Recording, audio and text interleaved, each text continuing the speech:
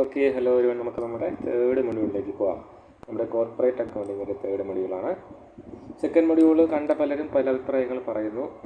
ചിലർ 100% മനസ്സിലായില്ല എന്നൊക്കെ പറയുന്നവരുണ്ട്. അതിൻ്റെ പിന്നിലുള്ള കഥ പറഞ്ഞുതരാം. ഇത് എന്താ പറയുക, നമ്മുടെ ഫിനാൻഷ്യൽ മാർക്കറ്റിൻ്റെ ഒരു എക്സ്ട്രീമാണ് സത്യം പറഞ്ഞാൽ. കേൾക്കുമ്പോൾ സിമ്പിളായിട്ട് പറഞ്ഞു പോകുന്നെങ്കിലും കോർപ്പറേറ്റ് അക്കൗണ്ടിങ് എന്ന് പറയുന്നത് ഫിനാൻഷ്യൽ മാർക്കറ്റിൻ്റെ ഒരു എക്സ്ട്രീമിൽ നിൽക്കുന്ന സാധനമാണ്. അതൊരൊറ്റ വീഡിയോക്കകത്ത് പറയുക എന്നൊക്കെ പറഞ്ഞാൽ അതിൻ്റെ ബാക്ക്ഗ്രൗണ്ടിലുള്ള കഥകൾ നമുക്ക് സ്കിപ്പ് ചെയ്തേ പറ്റത്തുള്ളൂ. പൊതുവേ ഞാൻ ക്ലാസ് എടുക്കുമ്പോഴൊക്കെ എന്താ ചെയ്യാറ്, ബാക്ക്ഗ്രൗണ്ടിലുള്ള ഫുൾ കഥ പറഞ്ഞ് ഫ്രം ദ ബേസിക്കാണ് തുടങ്ങുന്നത്. ബട്ട് നമുക്കിവിടെ ഷെയർ മാർക്കറ്റിൻ്റെ കഥയും പറഞ്ഞിരിക്കാൻ സമയമില്ല. ഇപ്പോൾ തന്നെ നമുക്കൊരു 30 മിനിറ്റ് ഒക്കെ പോകുന്ന വീഡിയോസാണ് വരുന്നത്. അതുകൊണ്ടാണ് ചുരുക്കി പറയുന്നത്. നിങ്ങൾ എന്ത് ചെയ്യുക, ഒന്ന് അതിൻ്റെ ബാക്ക്ഗ്രൗണ്ട് സ്റ്റോറി അറിയാമെന്നൊന്ന് ഉറപ്പാക്കുക. പെർക്യൂസൈറ്റായിട്ട് ഞാൻ പറയുകയാണ്, വേറെ വഴിയില്ല. നമുക്ക് കോർപ്പറേറ്റ് അക്കൗണ്ടിങ് എന്ന് പറഞ്ഞാൽ കുറച്ച് കോംപ്ലിക്കേറ്റഡ് സാധനമാണ്. മിനിമം ഒരു എന്താ പറയുക, ഇപ്പോൾ സ്റ്റോക്ക് മാർക്കറ്റ് ആ സംഭവത്തിനെ കുറിച്ചൊക്കെ ഒരു ധാരണ ഉണ്ടെങ്കിൽ പിന്നെയും പിടികിട്ടും. എല്ലാ ഫിനാൻഷ്യൽ മാനേജ്മെൻറ്റ് കേട്ടിട്ടേ ഇല്ല, ഫിനാൻഷ്യൽ മാനേജ്മെൻറ്റ് ഒരു പിടി എനിക്കില്ല എന്ന് പറഞ്ഞാൽ ഇതിലേക്ക് വന്നാൽ എനിക്ക് ഒരു ബുദ്ധിമുട്ടായിട്ട് ഉറപ്പായിട്ട് തോന്നും. ഓക്കെ, ഞാനിതൊരു ഡിസ്ക്ലെയിമറായിട്ട് പറയുന്നതല്ല, സത്യാവസ്ഥയാണ്. അതുകൊണ്ടാണ് ചിലരെങ്കിലും നേരത്തെ പറഞ്ഞത് ഇങ്ങനെ സെക്കൻഡ് മൊഡ്യൂളിലെ വീഡിയോയിൽ 100% കാര്യങ്ങൾ മനസ്സിലാക്കാൻ പറ്റുന്നില്ല എന്നുള്ളൊരു പ്രശ്നം പറഞ്ഞത്. ആ ഒരു കോൺസെപ്റ്റ് അതിൻ്റെ ബാക്ക്ഗ്രൗണ്ടിൽ കിടപ്പുണ്ട്. അപ്പോൾ നിങ്ങൾക്ക് അങ്ങനെ എന്തെങ്കിലും മനസ്സിലാവുന്നില്ലെങ്കിൽ പെർട്ടിക്കുലറായിട്ടുണ്ടെങ്കിൽ ചോദിക്കുക. ഓക്കെ, ഞാൻ താഴെ കമൻറ്റ് ചെയ്താൽ പറഞ്ഞുതരാം.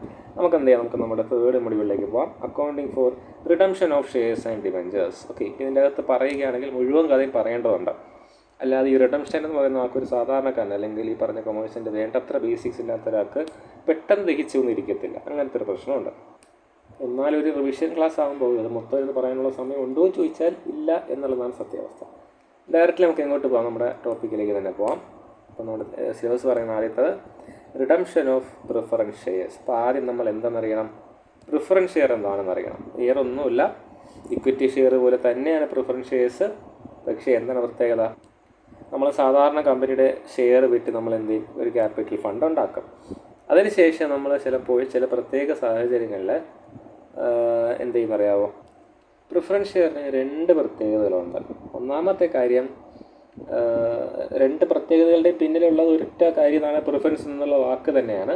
അതായത് ഇപ്പോൾ നമ്മുടെ കമ്പനി എന്ത് ചെയ്യും, നമ്മുടെ കമ്പനിയുടെ ലാഭവിഹിതം ഒക്കെ ഡിവിഡൻഡ് കൊടുക്കാൻ തീരുമാനിച്ചു വിചാരിക്കാം. ഈ പ്രിഫറൻസ് ഷെയർ ഹോൾഡേഴ്സിന് എന്ത് കാണും, അതിൻ്റെ അകത്തൊരു മേൽക്കൈ കാണും. മേൽക്കൈ എന്ന് ഉദ്ദേശിക്കുന്നത് ഈ പേര് പറയുന്ന പോലെ അവർക്ക് എന്ത് കാണും, ഒരു പ്രിഫറൻസ് കാണും. അപ്പോൾ അവർക്ക് ഈ ഡിവിഡൻഡ് കൊടുക്കുന്നത് വെറുതെ കയ്യിൽ നിന്ന് കിട്ടി കൊടുക്കുന്നതല്ല. ഇപ്പോൾ ഒരു 10% പ്രിഫറൻസ് ഷെയർ, 5% പ്രിഫറൻസ് ഷെയർ എന്നൊക്കെ ആയിരിക്കും പ്രിഫറൻസ് ഷെയറിൻ്റെ പേര് തന്നെ പറയുന്നത്. അതായത് ഈ പറഞ്ഞ പോലെ എത്രയായിരിക്കും അവർക്ക് കിട്ടാൻ പോകുന്ന ലാഭവിഹിതം എന്നുള്ളത് പ്രീ ഡിറ്റർമൈൻഡ് ആണ്, നമ്മളൊരു പെർസെൻറ്റേജിൻ്റെ ബേസിസിലാണ് പറയുന്നത്. ഓക്കെ, പക്ഷേ ഇക്വിറ്റി ഷെയർ ഹോൾഡർ അങ്ങനെയല്ല. കമ്പനിക്ക് നല്ല ലാഭം ഉണ്ടെങ്കിൽ നല്ല ലാഭം കിട്ടും, ലാഭം ഇല്ലെങ്കിൽ ഇല്ല എന്നുള്ളതാണ്. പിന്നെ ഇവിടെ ഒരു കാര്യം ശ്രദ്ധിക്കേണ്ടത്, ഇവർക്ക് കൊടുക്കണമെന്നുള്ളത് എന്തില്ല, നിർബന്ധമൊന്നുമില്ല. കമ്പനി തീരുമാനിച്ചാൽ ആവശ്യത്തിന് നമുക്ക് പ്രോഫിറ്റ് ഉണ്ട് കൊടുക്കാമെന്ന് തീരുമാനിച്ചാൽ ആർക്ക് കൊടുത്താൽ മതി, പ്രിഫറൻസ് ഷെയർ ഹോൾഡേഴ്സിന് കൊടുത്താൽ മതി. പിന്നെ ഒരു പ്രത്യേകതയും കൂടെ ഉള്ളത്, ഈ പ്രിഫറൻസ് ഷെയർ ഹോൾഡേഴ്സിന് എന്തില്ല, ബാക്കിയുള്ള ഇക്വിറ്റി ഷെയർ ഹോൾഡേഴ്സിനെ പോലെ കമ്പനിയുടെ തീരുമാനങ്ങളിൽ വോട്ട് ചെയ്യാനുള്ള അധികാരമില്ല. ഓക്കെ, അപ്പോൾ അവർക്ക് എന്ത് കിട്ടും, ഈ പറഞ്ഞ പോലെ പ്രിഫറൻസ് ഷെയർ വിറ്റുകൊണ്ട് നമ്മുടെ തീരുമാനങ്ങളിൽ അവർ കയറി ഇടപെടത്തില്ല. അങ്ങനത്തെ ഒരു അഡ്വാൻറ്റേജ് ഉണ്ട്. പിന്നെ ഉള്ളൊരു അഡ്വാൻറ്റേജാണ് നമ്മളിപ്പോൾ ഈ കാണുന്നത്, ഈ റിഡംഷൻ എന്ന് പറയുന്ന പരിപാടി ചെയ്യാൻ പറ്റുന്നത് പ്രിഫറൻസ് ഷെയർസിലേ പറ്റത്തുള്ളൂ. അപ്പോൾ എന്താണ് റിഡംഷൻ എന്ന് പറഞ്ഞാൽ, അതായത് ഇപ്പോൾ എൻ്റെ കമ്പനിക്ക് പെട്ടെന്നൊരു 10 ലക്ഷം രൂപയുടെ ആവശ്യം വന്നു. ഞാൻ എന്ത് ചെയ്തു, ഇക്വിറ്റി ഷെയർ വിറ്റില്ല, പകരം പ്രിഫറൻസ് ഷെയർസ് വിറ്റ് പിന്നെ പൈസ കളക്ട് ചെയ്തു. എന്നിട്ട് ഞാൻ എന്ത് പറയാണ്, ഞാനിതിനെ ഒരു റിഡീമബിൾ പ്രിഫറൻസ് ഷെയർ ആയിട്ടാണ് വിറ്റത്. Okay, redeemable preference share. Redeemable എന്ന് വെച്ചാൽ എന്താണ്, എനിക്കിതിനെ ക്യാൻസൽ ചെയ്യാൻ പറ്റും. ഞാൻ നേരത്തെ പറഞ്ഞ ഒരു പീരീഡ്, ഫോർ എക്സാമ്പിൾ ഞാൻ 10 വർഷം കഴിഞ്ഞ് റിഡീം ചെയ്യാൻ പറ്റുന്ന പ്രിഫറൻസ് ഷെയർ ആയിട്ടാണ് വിറ്റതെങ്കിൽ ഈ ഷെയർ വാങ്ങുന്ന ആൾക്ക് എന്ത് ചെയ്യാം, 10 വർഷം കഴിയുമ്പോൾ കമ്പനി തന്നെ എന്ത് ചെയ്യും, ഈ പറഞ്ഞ ഷെയറിൻ്റെ വില തിരിച്ചു കൊടുക്കുക. അല്ലെങ്കിൽ ഇപ്പോൾ ചിലപ്പം വാങ്ങിയ വിലയേക്കാൾ കൂടിയ വിലയ്ക്കായിരിക്കും കൊടുക്കുന്നത്. ചിലപ്പോൾ 100 രൂപയായിരുന്നു ഒരു പ്രിഫറൻസ് ഷെയറിന് വിചാരിക്കാം. ഞാൻ ഒരു 10 വർഷം കഴിഞ്ഞ് ഒരു ഷെയറിന് 110 രൂപ വെച്ച് ഞാൻ കൊടുക്കാം എന്ന് പറയുന്നു, അല്ലെങ്കിൽ 120 രൂപയ്ക്ക് കൊടുക്കാമെന്ന് പറയുന്നു. അങ്ങനെ എന്തെങ്കിലും ഒരു ഓഫറും കൂടെ വയ്ക്കും.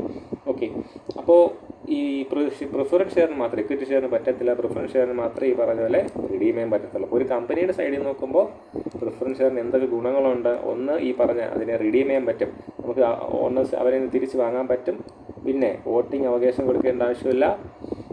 ഈ പറഞ്ഞ പോലെ ഒരു ഫിക്സഡ് റേറ്റ് ഓഫ് റിട്ടേൺ ആണ് പറയുന്നത്. അപ്പോൾ നമ്മൾ കൊടുക്കുന്നുണ്ടെങ്കിൽ അത് കൊടുത്താൽ മതി, അതിൽ കൂടുതൽ കൊടുക്കേണ്ട ആവശ്യം ഇല്ല എന്നുള്ളത്. അതാണ് അവിടുത്തെ മേജർ പോയിന്റ്. ഈ 3 കാര്യങ്ങളുണ്ടാകും. പ്രിഫറൻസ് ഷെയർ എന്ന് പറയുന്ന ഒരു സാധനം നമ്മൾ എന്ത് ചെയ്യുന്നത്, പ്രിഫർ ചെയ്യുന്നത്, കമ്പനികൾ അങ്ങോട്ട് വിൽക്കാൻ വേണ്ടിയിട്ട് പ്രിഫർ ചെയ്യുന്നത്. ഒരു ചെറിയൊരു ഐഡിയ കിട്ടുമെന്ന് വിചാരിക്കുന്നു. ഇത് പറയേണ്ടെന്ന് വിചാരിച്ചാലും ബട്ട് നിങ്ങൾക്ക് ആ ഒരു ബേസിക് ഉണ്ടോ എന്ന് അറിയാത്തതുകൊണ്ട് അതും കൂടെ പറഞ്ഞു പോവാണ്. ഇതാണ് പ്രിഫറൻസ് ഷെയർ എന്ന് പറയുന്ന സാധനം. അതിൻ്റെ പ്രത്യേകതകൾ ഇതൊക്കെയാണ്. ഇനി ഇവിടെ ചോദിച്ചിരിക്കുന്നത് എന്തൊക്കെയാണ് provisions and conditions. Okay, preference ഷെയറിനെ തിരിച്ച് വാങ്ങുമ്പോൾ, അതായത് നമ്മൾ എന്ത് ചെയ്തു, കമ്പനിയുടെ പ്രിഫറൻസ് ഷെയറുകൾ വിറ്റു, ആരൊക്കെയോ ഈ പ്രിഫറൻസ് ഷെയർ വാങ്ങിച്ചു, അവരോട് നമ്മൾ പറഞ്ഞിരുന്നു ഇത്ര വർഷങ്ങൾക്ക് ശേഷം നമ്മൾ എന്ത് ചെയ്യും, ഇതിന് റിഡീം ചെയ്യും, നിങ്ങൾ തിരിച്ചു കൊണ്ട് തന്നാൽ നിങ്ങൾ ഇൻവെസ്റ്റ് ചെയ്ത പൈസയോ അല്ലെങ്കിൽ എന്തെങ്കിലും ഒരു അഡീഷണലോ നമ്മൾ തിരിച്ചു തരാമെന്നൊക്കെ എഗ്രിമെൻറ്റിൽ പറഞ്ഞിട്ടുണ്ടായിരുന്നു. അപ്പോൾ അങ്ങനെ ചെയ്യാൻ വേണ്ടിയിട്ടുള്ള നിയമത്തിൻ്റെ പ്രൊവിഷൻസ് എന്താണ്, അങ്ങനെ ചെയ്യണമെന്നുണ്ടെങ്കിൽ എന്തൊക്കെ കണ്ടീഷൻസ് നമ്മൾ ഫുൾഫിൽ ചെയ്യണമെന്നാണ് ഇവിടെ പറയുന്നത്. ഓക്കെ, അപ്പോൾ നമ്മുടെ ലോയുടെ കാര്യം പറയുകയാണെങ്കിൽ നമ്മുടെ സെബിയുടെ ആക്ട് ഉണ്ട്, സെബിയുടെ ആക്ടിലെ കമ്പനീസ് ആക്ട് ഉണ്ട്. കമ്പനീസ് ആക്ടിലെ സെക്ഷൻ 55, ഇതൊന്നും നിങ്ങൾ അറിയേണ്ട അത്യാവശ്യം ഉണ്ടോയെന്ന് വെച്ചാൽ അറിയേണ്ട അത്യാവശ്യമില്ല. തിയറി ആയിട്ട് ചോദിക്കുകയാണെങ്കിൽ സെക്ഷനൊക്കെ എഴുതുമ്പോൾ ഒരു ഗുമ്മ് കാണുന്നത്. ഓക്കെ, അതിനെ കിട്ടും മാത്രം. ഓക്കെ, അപ്പോൾ സെക്ഷൻ 55 ഓഫ് കമ്പനീസ് ആക്റ്റാണ് എന്തിനെക്കുറിച്ച് പറയുന്നത്, ഈ പ്രിഫറൻസ് ഷെയറിൻ്റെ റിഡംഷനെ കുറിച്ച് പറയുന്നത്. അപ്പോൾ അവിടെ പറയുന്നതെന്ന് പറഞ്ഞാൽ നമുക്ക് എന്ത് ചെയ്യാം, ഈ പറഞ്ഞ പോലെ പ്രിഫറൻസ് ഷെയർ റിഡീം ചെയ്യുന്ന രീതിയിൽ നമുക്ക് ഇഷ്യൂ ചെയ്യാം. പക്ഷേ അവിടെ ശ്രദ്ധിക്കേണ്ട ഒരു കാര്യം, അത് നമ്മുടെ ആർട്ടിക്കിൾ ഓഫ് അസോസിയേഷനിൽ പറഞ്ഞിട്ടുണ്ടാവണം. ആർട്ടിക്കിൾ ഓഫ് അസോസിയേഷൻ എന്താണെന്ന് അറിയാമെന്ന് വിശ്വസിക്കുന്നു. നമ്മുടെ കമ്പനി തുടങ്ങുമ്പോൾ നമ്മൾ രൂപ കൊടുക്കേണ്ട ഒരുപാട് ഇമ്പോർട്ടൻറ്റ് കാര്യങ്ങളുണ്ട്. അതിൽ വളരെ ഇമ്പോർട്ടൻ്റ് ആയിട്ട് 2 ഡോക്യുമെൻ്റ് ഉണ്ട്. Memorandum of association, article of association. Memorandum of association പറയുന്നത് how the company will interact with the world outside ആണ്, അതായത് പുറം ലോകമായിട്ട് എങ്ങനെയാണ് നമ്മുടെ കമ്പനി പെരുമാറുന്നതെന്നുള്ള കാര്യങ്ങൾ അവിടെ പറയുന്നു. ആർട്ടിക്കിൾ ഓഫ് അസോസിയേഷൻ നമ്മുടെ ഇൻറ്റേർണൽ മാനേജ്മെൻറ്റ് എങ്ങനെയെന്ന് പറയുന്നു. അപ്പോൾ ഒരു കമ്പനിക്ക് പ്രിഫറൻസ് ഷെയർ ഇറക്കണമെന്നുണ്ടെങ്കിൽ അത് എവിടെ പറഞ്ഞിട്ടുണ്ടാവണം, ആ കമ്പനിയുടെ ആർട്ടിക്കിൾ ഓഫ് അസോസിയേഷനിൽ പറഞ്ഞിട്ടുണ്ടാവണം എന്നുള്ളതാണ് ഒരു പ്രൊവിഷൻ.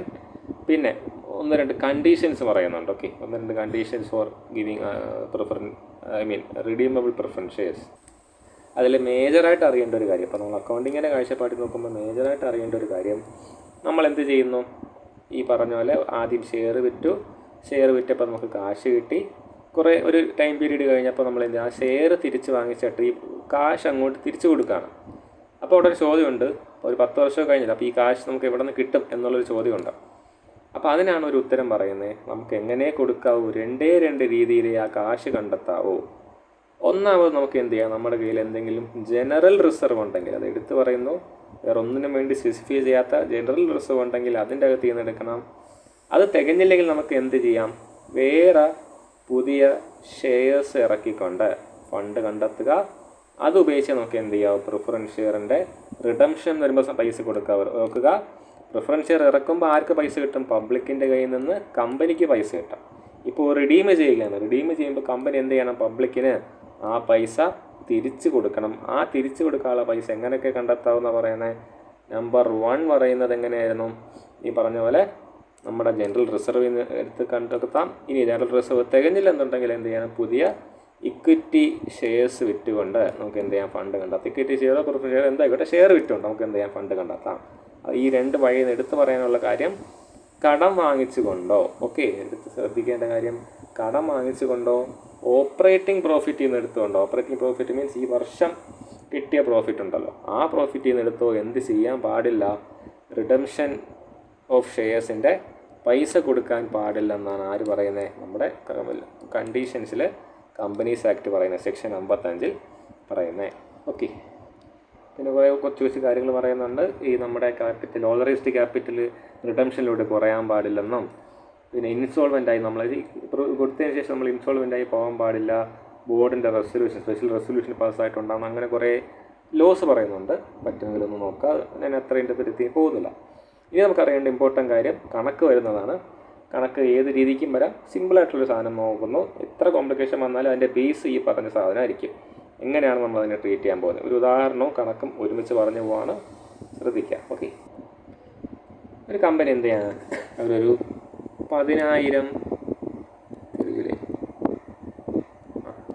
ഒരു കമ്പനി എന്ത് ചെയ്യാണ്, ഒരു 10,000 പ്രിഫറൻസ് ഷെയർ, എന്ത് ഷെയർ, റിഡീമബിൾ പ്രിഫറൻസ് ഷെയർ ഇറക്കുകയാണ്. ഓക്കെ, ഒരു ഷെയറിൻ്റെ വില 100 രൂപ.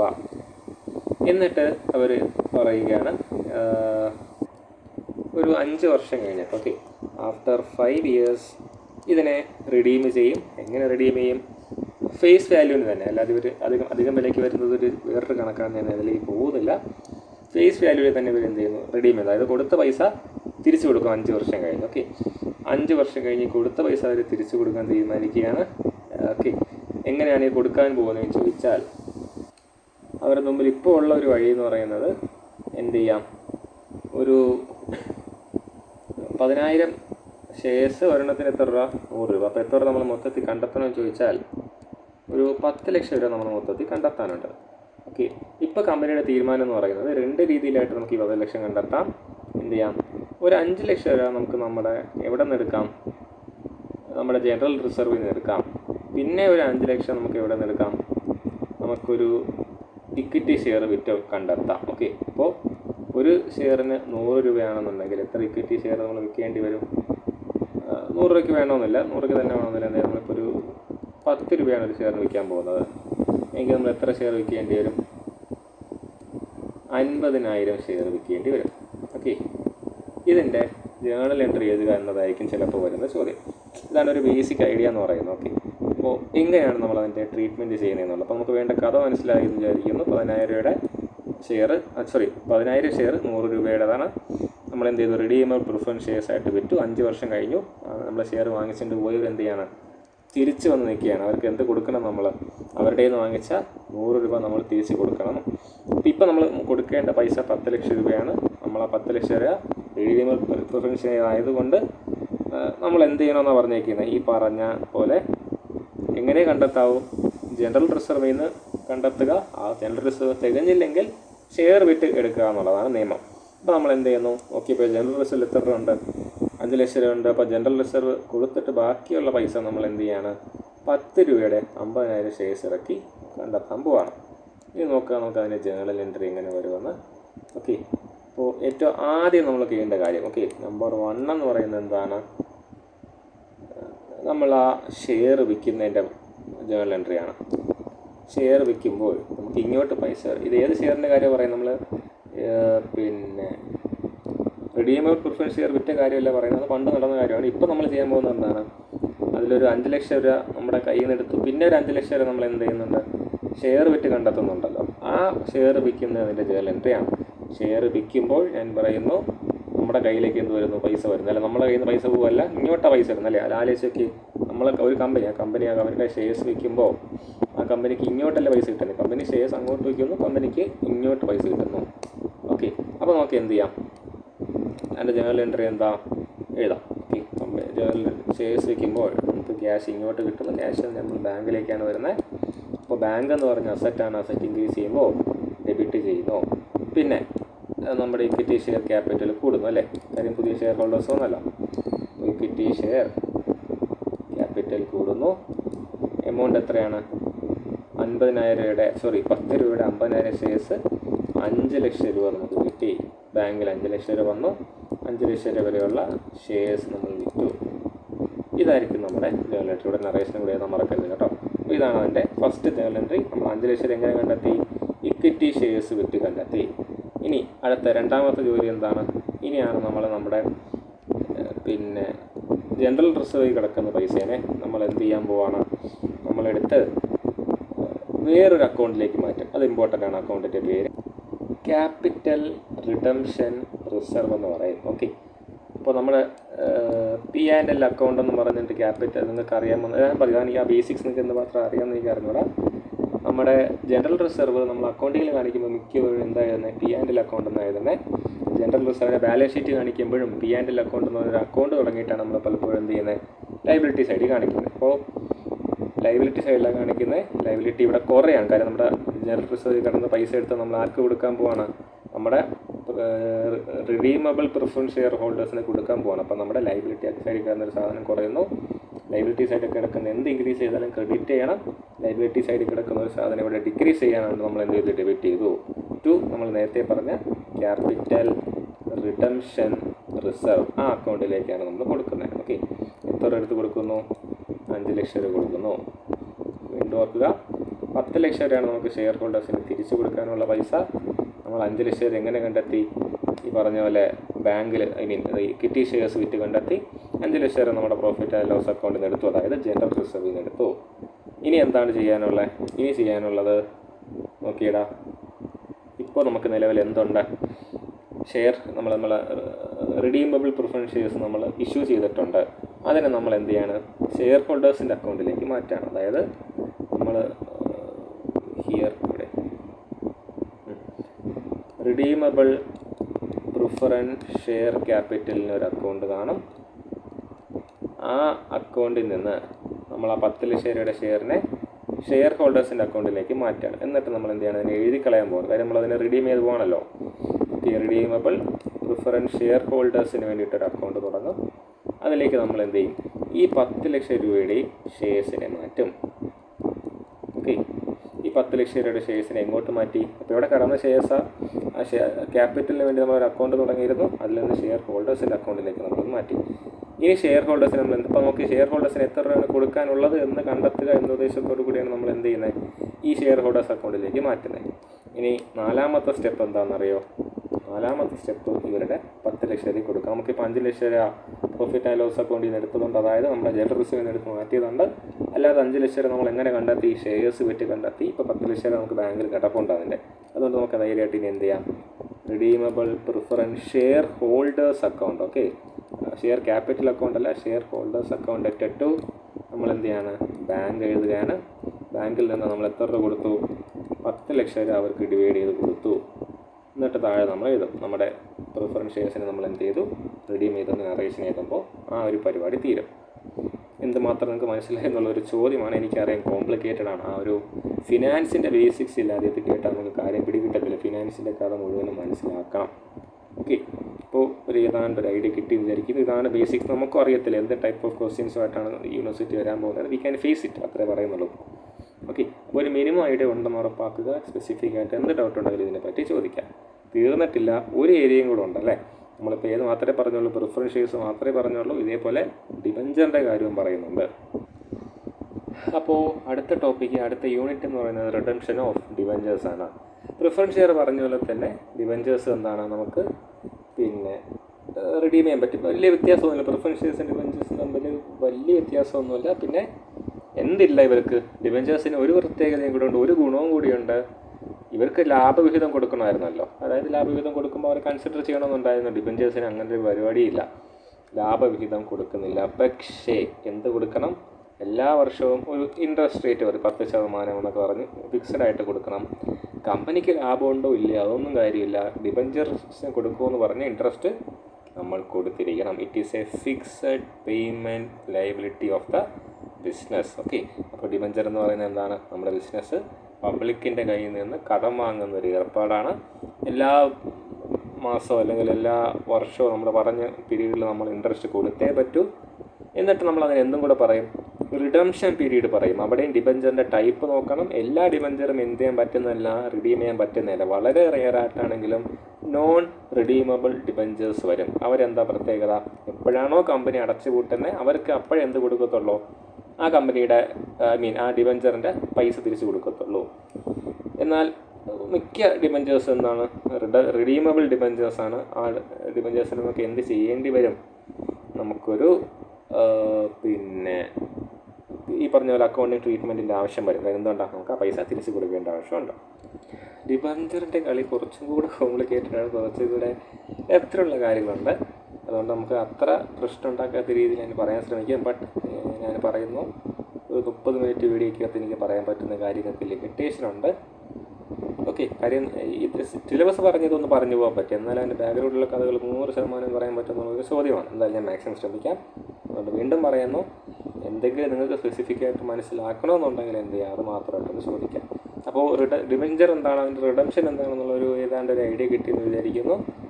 അപ്പോൾ എപ്പോഴാണ് ഈ റിഡംഷൻ ചെയ്യുന്നത്? അതിൻ്റെ ഈ പ്രൊവിഷൻസും കണ്ടീഷൻസും പറയുന്നുണ്ട്, അതും നമുക്ക് നോക്കാം. എപ്പോഴാണ് റിഡീം ചെയ്യാൻ പറ്റുന്നതെന്ന് ചോദിച്ചാൽ ഓരോന്നിനും ഓരോന്നുണ്ട്. ഈ പറഞ്ഞ പോലെ ചിലത് എപ്പോഴായിരിക്കും, അതിനൊരു മെച്യൂരിറ്റി പീരീഡ് നമ്മൾ പറഞ്ഞിട്ടുണ്ടായിരിക്കും. ഓക്കെ, ചിലത് ഇൻസ്റ്റാൾമെൻറ്റുകളായിട്ട് റിഡീം ചെയ്യാൻ പറ്റുമെന്ന് നമ്മൾ പറഞ്ഞു. അപ്പോൾ അങ്ങനെ പല കണ്ടീഷൻസ് ഉണ്ട്. ഈ കണ്ടീഷൻ എവിടെ പറഞ്ഞേക്കണം? നമ്മൾ നേരത്തെ റിഡംഷൻ ഓഫ് പ്രിഫറൻസ് ഷെയർസ് പറഞ്ഞപ്പോൾ നമ്മൾ പറഞ്ഞു ആർട്ടിക്കിൾ ഓഫ് അസോസിയേഷനിൽ പറഞ്ഞേക്കണമെന്ന്. പക്ഷേ ഇവിടെ അങ്ങനെയല്ല. നമ്മളിത് വിൽക്കുമ്പോൾ, ഡിബഞ്ചർ വിൽക്കുമ്പോൾ നമ്മൾ എന്ത് പറയുന്നുണ്ട്? ഒരു പ്രോസ്പെക്ടസ് കൊടുക്കുന്നുണ്ട്. ഓക്കെ, പ്രോസ്പെക്ടസ് കൊടുക്കുന്നുണ്ട്. മാത്രമല്ല ഇവർ ഡിബഞ്ചറിൽ ഇൻവെസ്റ്റ് ചെയ്ത് കഴിയുമ്പോൾ ഇവരുടെ കയ്യിൽ ഒരു ഡീഡ് കൊടുക്കുന്നുണ്ട്. നമ്മൾ എഴുതി തയ്യാറാക്കിയ ഒരു ഡോക്യുമെൻ്റ് കൊടുക്കുന്നുണ്ട്. ഈ രണ്ടിടത്തും വളരെ വ്യക്തമായിട്ട് റിഡംഷനെ കുറിച്ച് പറഞ്ഞിട്ടുണ്ടാവണം എന്നുള്ളതാണ് നിയമം പറയുന്നത്. പിന്നെ എടുത്തു പറയേണ്ട ഒരു കാര്യം, ഇത് എങ്ങനെയാണ് കൊടുക്കുന്നതെന്നുള്ളത് നമുക്ക് ഈ പറഞ്ഞ പോലെ നേരത്തെ നമ്മൾ പറഞ്ഞായിരുന്നല്ലോ, റിഡംഷൻ പ്രിഫറൻഷ്യൽ പറഞ്ഞ പോലെ തന്നെ ഇവിടെയും പറയുന്നുണ്ട് എങ്ങനെ കൊടുക്കാവും. ഒന്നുകിൽ നമുക്ക് ഓപ്പറേറ്റിംഗ് പ്രോഫിറ്റിൽ നിന്ന് കൊടുക്കാം, കുഴപ്പമില്ല. ഇല്ലെങ്കിൽ നമുക്ക് എങ്ങനെ കൊടുക്കാം? ഈ പറഞ്ഞ പോലെ ജനറൽ റിസർവിൽ നിന്ന് എടുത്ത് കൊടുക്കാം. ഓക്കെ, നേരത്തെ ഓപ്പറേറ്റിംഗ് പ്രോഫിറ്റിൽ നിന്ന് കൊടുക്കാൻ പാടില്ലായിരുന്നു, പക്ഷേ ഡിബഞ്ചറിന് എന്ത് ചെയ്യാം? ഓപ്പറേറ്റിംഗ് പ്രോഫിറ്റിൽ നിന്ന് കൊടുക്കാം. ഓക്കെ, നിങ്ങളിതൊക്കെ ശ്രദ്ധിക്കാം, തിയറി ക്വസ്റ്റനായിട്ട് വന്നാൽ രക്ഷപ്പെട്ടു. ഓപ്പറേറ്റിംഗ് പ്രോഫിറ്റിൽ നമുക്ക് എടുത്ത് എന്ത് കൊടുക്കാം? ഡിബഞ്ചറിൻ്റെ റിട്ടേൺസിന് കൊടുക്കാം, ഇല്ലെങ്കിൽ ജനറൽ റിസർവിന് കൊടുക്കാം, ഇല്ലെങ്കിൽ എന്ത് ചെയ്യാം? ഫ്രഷ് ആയിട്ട് നമുക്ക് എന്ത് ചെയ്യണം? ഷെയറോ ഡിബഞ്ചറോ ഇഷ്യൂ ചെയ്തുകൊണ്ട്, ഓക്കെ, ഷെയറോ ഡിബഞ്ചറോ ഫ്രഷ് ആയിട്ട് ഇഷ്യൂ ചെയ്തുകൊണ്ട് അതിൽ നിന്ന് നമുക്ക് എടുത്ത് എന്ത് കൊടുക്കാം? ഡിബഞ്ചറിൻ്റെ പൈസ തിരിച്ചു കൊടുക്കാൻ പറ്റും. ഇല്ലാതെ എന്ത് ചെയ്യരുത്? കടം വാങ്ങിച്ച പൈസ കൊണ്ടൊന്നും ഡിബഞ്ചറിൻ്റെ പൈസ തിരിച്ചു കൊടുക്കാൻ പാടില്ല എന്നാണ് നമ്മുടെ നിയമങ്ങൾ പറയുന്നത്. കമ്പനീസ് ആക്ടും സെബിയൊക്കെ നമുക്ക് റെഗുലേറ്റ് ചെയ്ത് മുകളിൽ നിൽപ്പുകൊണ്ട് അവർ സമ്മതിക്കത്തില്ല.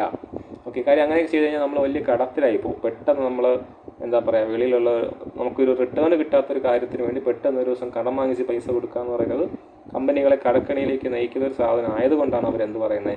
കടം വാങ്ങിച്ച് കൊടുക്കരുത്. ഈ പറഞ്ഞ 3 വഴികളിൽ ഏതെങ്കിലും ഒന്ന്, അല്ലെങ്കിൽ എല്ലാം കമ്പൈൻ ചെയ്ത് ഉപയോഗിക്കാമെന്ന് പറയുന്നത്. ഓക്കെ, ഇനി ബേസിക് ആയിട്ട് വരുന്ന ജേർണൽ എൻട്രീസ് നമുക്ക് നോക്കാം. നല്ല ഡെപ്തിലേക്ക് പോകുന്നത് ഒരുപാട് കാര്യങ്ങൾ പഠിക്കാനുണ്ട്. ഞാൻ വീണ്ടും പറയുന്നത് നിങ്ങളെ പേടിപ്പിക്കുന്നില്ല, വളരെ ബേസിക് ആയിട്ടുള്ള കാര്യം മാത്രം നോക്കാം. ഓക്കെ, ഇത് മുകളിലോട്ട് പോട്ടെ. അപ്പോൾ ഒരു കഥ അതിനുവേണ്ടി വീണ്ടും പറയുകയാണ്. ഒരു കമ്പനി എന്ത് ചെയ്യാണ്? ഒരു 100 രൂപ മുഖവിലയുള്ള ഫേസ് വാല്യൂ ഉള്ള 10,000 ഡിബഞ്ചേഴ്സ് ഇറക്കി. ഓക്കെ, അങ്ങനെ അവർ എത്ര കളക്ട് ചെയ്തു? 10,000 × 100, ഒരു 10 ലക്ഷം രൂപ അവർ കളക്ട് ചെയ്തു. ഈ 10 ലക്ഷം രൂപ ഇവർ കളക്ട് ചെയ്യുമ്പോൾ ഇവർക്ക് എന്ത് ചെയ്യേണ്ടി വരും? എത്രയോ വർഷം കഴിഞ്ഞ് തിരിച്ചു കൊടുക്കണമെന്നുള്ള കാര്യത്തിൽ നല്ല വ്യക്തതയുണ്ട്. ഡിബഞ്ചറാണ്, കടം വാങ്ങിയ പൈസയാണ് തിരിച്ചു കൊടുക്കണമെന്നുള്ള വ്യക്തതയുണ്ട്. അതുകൊണ്ട് അവർ ഈ പൈസ വാങ്ങിച്ചിട്ട് അവർ മനസ്സിലൊരു കാര്യം കണക്കിൽ കൂട്ടും. ഓക്കെ, എല്ലാവരും കാര്യമല്ല പറയുന്നത്, ചിലരെങ്കിലും എന്ത് ചെയ്യും? ഈ പൈസ തിരിച്ചു കൊടുക്കാൻ നമ്മൾ എന്ത് ചെയ്യണം? എന്തെങ്കിലും ഒരു ഇൻവെസ്റ്റ്മെൻറ്റ് ഓപ്ഷൻ കണ്ടെത്തണം എന്ന് മനസ്സിലിവരുടെ കാണാം. അങ്ങനെ പലരും ഇൻവെസ്റ്റ് ചെയ്യുന്നത്. ഇപ്പോൾ പറയുന്നതിൻ്റെ കാര്യം ആ മെത്തേഡുകളിലേക്ക് എത്തുമ്പോൾ ക്ലാരിറ്റി കിട്ടും. അങ്ങനെയാണ് അവരെന്ത് ചെയ്യുന്നത്? എല്ലാ വർഷമുള്ള അവരുടെ പ്രോഫിറ്റ്, ഫോർ എക്സാമ്പിൾ 10 വർഷം കഴിഞ്ഞാണ് അവർ തിരിച്ച് കൊടുക്കേണ്ടതെന്നുണ്ടെങ്കിൽ ഇവരെന്ത് ചെയ്യുന്നറിയാവോ? 10 വർഷത്തേക്ക് ഒരു സിങ്കിങ് ഫണ്ട് ഉണ്ടാക്കും. സിങ്കിങ് ഫണ്ട് മീൻസ് പയ്യെ ഡെവലപ്പ് ചെയ്തെടുക്കുന്ന ഒരു ഫണ്ട് അവർ ഉണ്ടാക്കി. ഈ വാക്ക് നിങ്ങൾ കേട്ടിട്ടുണ്ടെന്ന് വിശ്വസിക്കുന്നു. എന്ത് ചെയ്യും? നമുക്കറിയാലോ, അപ്പോൾ ഈ 10 ലക്ഷം ഇപ്പോഴത്തെ ആവശ്യത്തിലേക്ക് ഡിബഞ്ചറിലൂടെ കിട്ടി. 10 വർഷം കഴിഞ്ഞ് നമ്മൾ എന്ത് ചെയ്യണം? ഈ 10 ലക്ഷം രൂപ തിരിച്ചു കൊടുക്കണം. അപ്പോൾ ഈ 10 വർഷം കൊണ്ട് നമ്മൾ 10 ലക്ഷത്തിനേക്കാൾ കൂടുതൽ ഉണ്ടാക്കിയാലും നമുക്ക് എന്തുള്ളൂ? ഈ 10 വർഷം കൊണ്ടൊരു ഗുണമുണ്ടാവും. അപ്പോൾ നമ്മൾ എന്ത് ചെയ്യുന്നറിയാമോ? ഒരു സിങ്കിങ് ഫണ്ട് ക്രിയേറ്റ് ചെയ്തിട്ട് നമ്മൾ എന്ത് ചെയ്യും? എല്ലാ വർഷവും നമ്മുടെ പ്രോഫിറ്റിൽ നിന്ന് ഒരു പാർട്ട് ഈ ഫണ്ടിലേക്ക് എടുത്തിട്ടുകൊണ്ടിരിക്കും. നമ്മൾ ചിട്ടിയൊക്കെ പിടിക്കും പോലെ. ഓക്കെ, നമ്മളങ്ങനെ ചെറിയ ഫണ്ട് ഇട്ടിട്ട് 10 വർഷം കഴിയുമ്പോൾ നമ്മളതിൽ എന്തായി? ഈ 10 ലക്ഷം രൂപ തിരിച്ചു കൊടുക്കാനുള്ള എമൗണ്ട് നമ്മുടെ കയ്യിലെത്തും. അതാണ് അതിൻ്റെ ഒരു അടിസ്ഥാനപരമായ കോൺസെപ്റ്റ് എന്ന് പറയുന്നത്. അപ്പോൾ ഇതിൽ ജേർണൽ എൻട്രികൾ വരുന്നത് എങ്ങനെയാണെന്ന് നമുക്ക് നോക്കാം. അപ്പോൾ ഏറ്റവും ആദ്യം വരുന്ന ജേർണൽ എൻട്രി നമ്മൾ എല്ലാ റിഡംഷനിലും പറയുന്ന പോലെ തന്നെ ഇവിടെ നമുക്കൊരു റിഡംഷൻ ഫണ്ടുണ്ട്, ഡിബഞ്ചർ റിഡംഷൻ റിസർവ്. ഓക്കെ, ആദ്യം നമ്മൾ ആ റിസർവ് ഒന്ന് ക്രിയേറ്റ് ചെയ്യും. റിസർവ് ക്രിയേറ്റ് ചെയ്യുന്നതിൻ്റെ journal entry profit and loss account ഡെറ്റഡ് ടു ഡിബഞ്ചർ റിഡംഷൻ റിസർവ്. നമ്മൾ എപ്പോഴാണ് ഇത് ക്രിയേറ്റ് ചെയ്യുന്നത്? നമ്മളിതിനെ റിഡീം ചെയ്യാമെന്ന് തീരുമാനിക്കുമ്പോൾ അതിൻ്റെ ഫേസ് വാല്യൂവിൽ, ഇപ്പോൾ ചിലപ്പോൾ ഈ ഫേസ് വാല്യൂ എടുത്ത് പറയാനുള്ള കാര്യം പ്രീമിയവും കാണും. അപ്പോൾ ഫേസ് വാല്യൂവിന് കൊടുത്തിട്ട്, അപ്പം നമ്മൾ 100 രൂപയ്ക്ക് കൊടുത്തിട്ട് റിഡീം ചെയ്യാൻ നേരത്തെ 110 രൂപ വെച്ച് തരാമെന്ന് പറഞ്ഞാലും നമ്മൾ എന്തേ ചെയ്യത്തുള്ളൂ? ഈ പറഞ്ഞ ഫേസ് വാല്യൂ മാത്രമേ നമ്മൾ എഴുതത്തുള്ളൂ. ഈ പറഞ്ഞ 10 ലക്ഷം രൂപയുടെ മാത്രം നമ്മൾ എങ്ങോട്ട് മാറ്റുകയാണ്? ഡിബഞ്ചർ റിഡംഷൻ റിസർവ് എന്ന് പറഞ്ഞ് വേറൊരു അക്കൗണ്ടിലേക്ക് മാറ്റുകയാണ്. ഇനി നമ്മൾ എന്ത് ചെയ്യും? ആ 10 ലക്ഷം രൂപ തിരിച്ച് കൊടുക്കണമല്ലോ. അപ്പോൾ നമ്മൾ അതിന് വേണ്ടിയിട്ട് രണ്ടാമത്തെ ജേർണൽ എൻട്രിക്ക് പോവാണ്. അവിടെ നമ്മൾ എഴുതും നമ്മുടെ ഡിബഞ്ചർ അക്കൗണ്ട് ഡെറ്റഡ് ടു. ഡിബഞ്ചർ അക്കൗണ്ട് ഡെറ്റഡ് ടു വരാനുള്ള കാര്യം എന്താ? ഡിബഞ്ചർ നമ്മുടെ ലൈബിലിറ്റിയാണ്. നമ്മൾ ഡിബഞ്ചർ റിഡീം ചെയ്യുമ്പോൾ നമ്മുടെ ലൈബിലിറ്റി കുറയാണ്. ലൈബിലിറ്റി ഇൻക്രീസ് ചെയ്താൽ ക്രെഡിറ്റ് ചെയ്യണം, ഡിക്രീസ് ചെയ്താൽ ഡെബിറ്റ് ചെയ്യണം. അപ്പോൾ ഡിബഞ്ചർ അക്കൗണ്ട് ഡെറ്റഡ് ടു ഡിബഞ്ചർ ഹോൾഡർ അക്കൗണ്ട്. നമ്മൾ എല്ലായിടത്തും ചെയ്യുന്ന അതേ പരിപാടി. ഓക്കെ, നമ്മൾ ഈ 10 ലക്ഷം രൂപ ഡിബഞ്ചർ ഹോൾഡർ അക്കൗണ്ടിലേക്ക് ആദ്യം മാറ്റി. എന്നിട്ട് നമ്മൾ മൂന്നാമത്തെ സ്റ്റെപ്പ് സാധാരണ ചെയ്യുമ്പോൾ മൂന്നാമത്തെ സ്റ്റെപ്പ് ചെയ്യുന്നു. ഡിബഞ്ചർ ഹോൾഡർ അക്കൗണ്ടിൽ നിന്ന് ഇവരെ പൈസ കൊടുത്ത് പറഞ്ഞു വിടുന്നു. അപ്പോൾ debenture holder account debtor to എന്ത് വരണം? ബാങ്ക് വരണം അല്ലേ? Debtor to bank. ഈ പറഞ്ഞ അതേ 10 ലക്ഷം രൂപ. ഇത് ഞാനിപ്പോൾ വളരെ സിമ്പിളായിട്ട് പറഞ്ഞുകൊണ്ടാണ് ഇങ്ങനെ തോന്നുന്നത്. ഇത്ര സിമ്പിളായിട്ടൊന്നും വരത്തില്ല. മിനിമം കോംപ്ലിക്കേഷൻ എങ്കിലും കാണാം. ഇപ്പോൾ ചിലപ്പോൾ ഒരു ഇത് കാണും. എന്ത് കാണുമെന്ന് അറിയാമോ? അതിനെന്താ പറയുക? പ്രീമിയം കാണാം. ഓക്കെ, പ്രീമിയം വരുന്നത് എങ്ങനെയാണെന്ന് പറഞ്ഞുതരാം. ഇപ്പോൾ 10 ലക്ഷം രൂപയാണല്ലോ നമ്മൾ പിന്നെ ഫേസ് വാല്യൂ ഇട്ടത്. നമ്മളിപ്പോൾ തിരിച്ച് കൊടുക്കാൻ പോകുന്നത് face value in the sense 100 രൂപയായിരുന്നു. ഒരു എണ്ണത്തിന് 100 രൂപ ഫേസ് വാല്യൂ വെച്ച് നോക്കുമ്പോൾ 10 ലക്ഷം രൂപയുടെ ഡിബഞ്ചറാണ് നമ്മൾ കൊടുത്തത്. നമ്മൾ ഇനി കൊടുക്കാൻ പോകുന്ന ഷെയർ തിരിച്ച് നമ്മൾ റിഡീം ചെയ്യുമ്പോൾ ഒരു ഷെയറിന് 104 രൂപ വെച്ച് കൊടുക്കുമെന്ന് വിചാരിച്ചു. ഓക്കെ, 104 രൂപ വെച്ച് കൊടുക്കും. അപ്പോൾ നമ്മുടെ കയ്യിൽ എത്ര ഷെയർസ് ഉണ്ട്? 10,000 ഷെയർസിൽ എത്ര ഡിബഞ്ചേഴ്സ് ഉണ്ട്? 10,000 ഡിബഞ്ചേഴ്സ് ഉണ്ട്. അപ്പോൾ നമ്മൾ എന്ത് ചെയ്യണം? ഒരു 40,000 രൂപ അല്ലേ? ഒരു ഡിബഞ്ചർ 4 രൂപ വെച്ച് 10,000 ഡിബഞ്ചർ 40,000 നമ്മൾ എക്സ്ട്രാ കൊടുക്കേണ്ടി വരും. ഓക്കെ, അതിന് നമ്മൾ എന്ത് ചെയ്യും?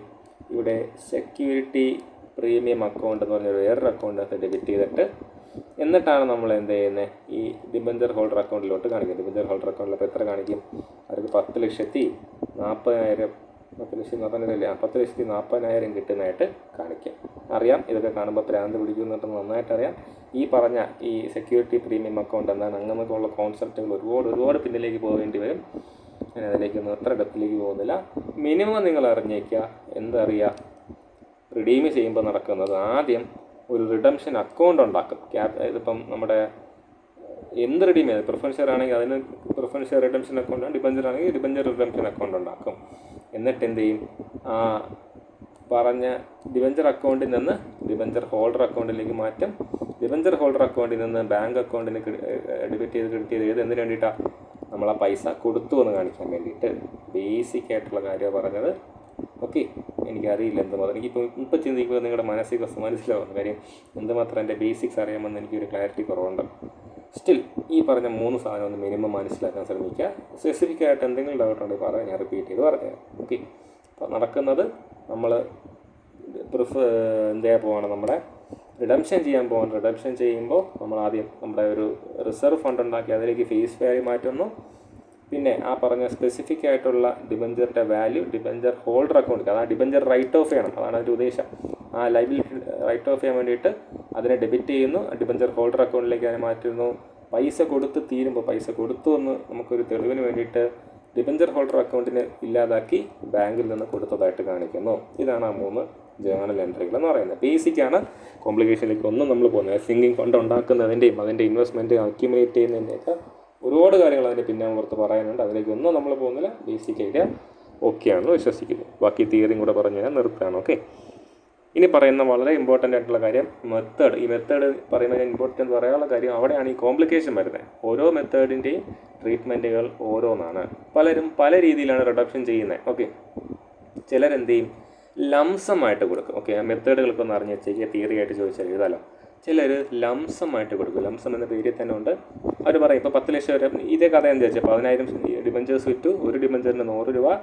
ഒരു ഡേറ്റ് പറയണം. അപ്പം ഈ പിന്നെ 2020 ഞാൻ ഇത് വിൽക്കുന്നത്. 2025 ജനുവരി 1-ാം തീയതി ആകുമ്പോൾ 10 ലക്ഷം അങ്ങനെയൊക്കെ തന്നേക്കാം എന്ന് പറഞ്ഞ് ലംസമായിട്ട് കൊടുക്കുന്നവരുണ്ട്. ചിലരെന്ത് ചെയ്യുന്ന അറിയാവോ? ആനുവലി കൊടുക്കും. എല്ലാ വർഷവും ചെറിയ എമൗണ്ടായിട്ട് വിഡ്രോ ചെയ്യാൻ പറ്റുമെന്നുള്ള രീതിയിൽ പറയും.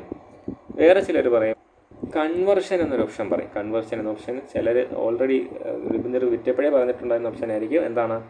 നമ്മൾ തിരിച്ച് തരുന്നില്ല, ഇതിനെ നിങ്ങൾക്ക് തിരിച്ച് കയ്യിലേക്ക് പൈസ തരുന്നില്ല. നിങ്ങൾക്ക് എത്ര രൂപയാണ് കിട്ടാനുള്ള അതിന് ഇക്വലൻ്റ് ആയിട്ടുള്ള എന്ത് തരും?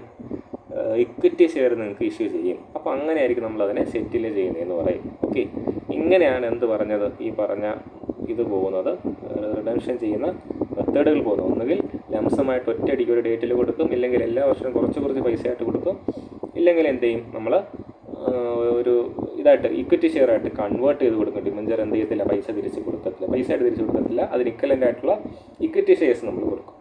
എന്നാൽ അപ്പോൾ ഇതിനെല്ലാം ജേണൽ എൻട്രീസ് വരും. ഈ പറഞ്ഞ ഡിബഞ്ചർ എഴുതി കളയുന്നു, ഇക്വിറ്റി ഷെയർസ് വരുന്നു, അങ്ങനെയൊക്കെ പറഞ്ഞുകൊണ്ട് ഞാൻ കോംപ്ലിക്കേഷനിലേക്ക് പോകുന്നില്ല. ഒരു മിനിമം ഐഡിയ കിട്ടിയെന്ന് വിശ്വസിക്കുന്നു. അപ്പോൾ ഒരു ധാരണ വരുത്തേണ്ടത് ഈ ബേസിക്സ് ആണ്. ബേസിക്സ് അറിയെങ്കിൽ പിന്നെയും ഒരുവിധം കഥ എഴുതി പോകാം. പിന്നെ സിങ്കിങ് ഫണ്ട് എന്ന് പറയുന്ന വാക്ക് ഇവിടെ വളരെ ഇമ്പോർട്ടൻ്റ് ആണ്. കാര്യം ഈ സിങ്കിങ് ഫണ്ട് ഉണ്ടാക്കിക്കൊണ്ടാണ് ഇവർ എന്ത് ചെയ്യുന്നത്, ബിസിനസ്സുകൾ ഈ ഡിബഞ്ചറിന് തിരിച്ചു കൊടുക്കാനുള്ള പൈസ കണ്ടെത്തുന്നത്. അങ്ങനെ ഫണ്ട് ഉണ്ടാക്കിയേ പറ്റൂ, അതാണ് നമ്മുടെ ലോസ് പറയുന്നത്. അപ്പോൾ അവസാനം പറയുന്നത് debenture redemption reserve as per companies act 2013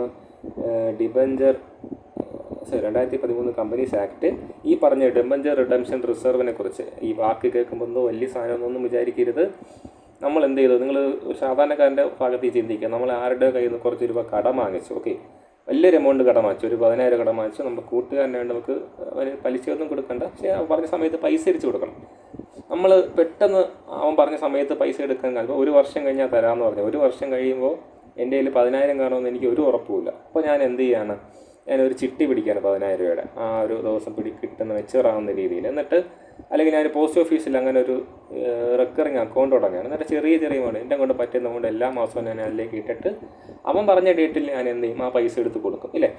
ആ പിടിക്കുന്ന ചിട്ടിയും റിക്കറിങ് അക്കൗണ്ടൊക്കെ ഉണ്ടല്ലോ, അതിനെ ഡിബഞ്ചറിൻ്റെ കാര്യത്തിൽ പറയുന്ന പേരാണ് debenture redemption reserve. Debenture redeem ചെയ്യാൻ നേരത്ത് കൊടുക്കാൻ വേണ്ടിയിട്ട് ഞാൻ സ്വരൂപിച്ച് വയ്ക്കുന്ന റിസർവ്, അത്രയേ ഉള്ളൂ അതിൻ്റെ അർത്ഥം. പക്ഷേ അല്ല ചിന്തിക്കുമ്പോൾ എന്തോ വലിയ സാധനം തോന്നും, അത്രയേ ഉള്ളൂ അതിൻ്റെ അർത്ഥം. ഓക്കെ, അതിനാണ് എന്തെന്ന് വിളിക്കുന്നത്, ഈ പറഞ്ഞ DRR അല്ലെങ്കിൽ ഡിബഞ്ചർ റിഡംഷൻ റിസർവ് എന്ന് പറയുന്നത്. ഇനി ലോ പറയുന്ന കാര്യങ്ങൾ ശ്രദ്ധിക്കുക. ഈ ഡിബഞ്ചർ റിഡംഷൻ റിസർവ് ആർക്കാണ് ഉണ്ടാക്കേണ്ടത്? അൺലിസ്റ്റഡ് ആയിട്ടുള്ള കമ്പനികൾ അവരുടെ ഡിബഞ്ചർ വിൽക്കുന്നുണ്ടെങ്കിൽ അവർ വിൽക്കുന്ന ഡിബഞ്ചർ വാല്യൂയുടെ മിനിമം 10% അവരെന്തുണ്ടാക്കണം, DRR ഉണ്ടാക്കണമെന്നാണ് പറയുന്നത്. ഓക്കെ, അപ്പോൾ ശ്രദ്ധിക്കേണ്ട കാര്യം, ഇതൊരു ലിസ്റ്റഡ് കമ്പനി ആണെങ്കിൽ, നിങ്ങൾ പബ്ലിക്കലി ഷെയർ വിൽക്കുന്ന ഒരു കമ്പനി ആണെന്നുണ്ടെങ്കിൽ എന്ത് ചെയ്യേണ്ട ആവശ്യമില്ല, ഈ DRR ഉണ്ടാക്കേണ്ട ആവശ്യമില്ല.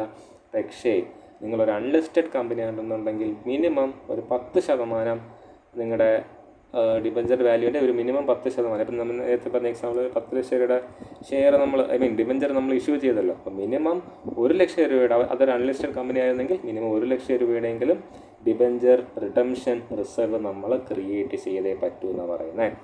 പിന്നെ ഒരു കാര്യം കൂടെ പറയുന്നുണ്ട്, അങ്ങനെ ക്രിയേറ്റ് ചെയ്യുന്ന DRR ഉണ്ടല്ലോ, ആ DRRൻ്റെ 15%, ഓക്കെ, 10% എന്ന് പറഞ്ഞാൽ ഡിബഞ്ചർ വാല്യൂവിൻ്റെ, ഇത് DRRൻ്റെ ഒരു 15% നമ്മൾ എവിടെ ഇൻവെസ്റ്റ് ചെയ്യണമെന്നാണ് പറയുന്നത്, ഗവൺമെൻറ് സെക്യൂരിറ്റീസിലോ അല്ലെങ്കിൽ ഷെഡ്യൂൾഡ് ബാങ്കിലോ. ഓക്കെ, ഒന്നുകിൽ ഗവൺമെൻറ് സെക്യൂരിറ്റീസ് ഇല്ലെങ്കിൽ ഷെഡ്യൂൾഡ് ബാങ്കുകളിൽ ഇൻവെസ്റ്റ് ചെയ്യണം എന്നും നമ്മുടെ കമ്പനീസ് ആക്ട് പറയുന്നത്. ലോ ചോയ്സ് കൊണ്ടാണ് പറയുന്നത്. ഇനി ഈ DRR ക്രിയേറ്റ് ചെയ്തു, നമുക്ക് അവസാനമായി ഇനി ഈ DRR നമുക്ക് എന്തിനു വേണ്ടി യൂസ് ചെയ്യാൻ പറ്റും? 2 കാര്യങ്ങൾക്ക് യൂസ് ചെയ്യാൻ പറ്റത്തുള്ളൂ. ഒന്ന്, അതിൻ്റെ മേജർ പർപ്പസായ ഡിബഞ്ചർ റിഡംഷൻ സമയത്ത് കൊടുക്കാൻ വേണ്ടിയിട്ട് യൂസ് ചെയ്യാം. ഇനി ഒരു കാര്യം നമുക്ക് ചെയ്യാൻ പറ്റുന്ന എന്താണ്, ഈ പറഞ്ഞ പോലെ ജനറൽ റിസർവ് ആയിട്ട്. ഇപ്പോൾ DRR ഫോർ എക്സാമ്പിൾ നമുക്ക് 10 ലക്ഷം രൂപ തിരിച്ച് കൊടുക്കണമായിരുന്നു. ഓക്കെ, നമ്മൾ പല വഴിയിൽ റിസർവ് ചെയ്തു, ഒരു 10,50,000 രൂപ നമുക്ക് റിസർവിൽ വന്നു. എങ്ങനെ ഒരു 50,000 കൂടുതൽ നമുക്ക് കിട്ടി എങ്കിൽ നമുക്ക് എന്ത് ചെയ്യാം, ആ 10 ലക്ഷം രൂപ നമുക്ക് ഇതായിട്ട് കൊടുക്കാം, ഡിബഞ്ചറിന് റിഡംഷനായിട്ട് കൊടുക്കാം. ബാക്കി വന്ന 50,000 നമ്മുടെ ജനറൽ റിസർവിലേക്ക് മാറ്റണം. അല്ലാതെ വേറെ ഒരു രീതിയിലും ഡിബഞ്ചർ റിഡംഷൻ റിസർവിനെ വകമാറ്റി ഉപയോഗിക്കാൻ പറ്റില്ല എന്നുള്ളതാണ് നമ്മുടെ കമ്പനീസ് ആക്ട് പറയുന്നത്. അപ്പോൾ തിയറി വൈസ് കുറേ കാര്യങ്ങൾ പറഞ്ഞു പോയി.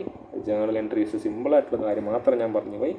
ഓക്കെ ആണെന്ന് വിശ്വസിക്കുന്നു. സ്പെസിഫിക് ആയിട്ട് എന്തെങ്കിലും അറിയണമെങ്കിൽ എടുത്ത് പറയാം. ഓക്കെ, എനിക്കറിയാം ഇതൊക്കെ ഒരൊറ്റ ബുക്ക് പറയാനുള്ള അല്ലെങ്കിൽ ഒരു ദിവസം ഇത് പഠിപ്പിക്കാനുള്ള സാധനമൊക്കെ അതിനകത്ത് ഉണ്ട്. അതുകൊണ്ട് try to find some practical questions.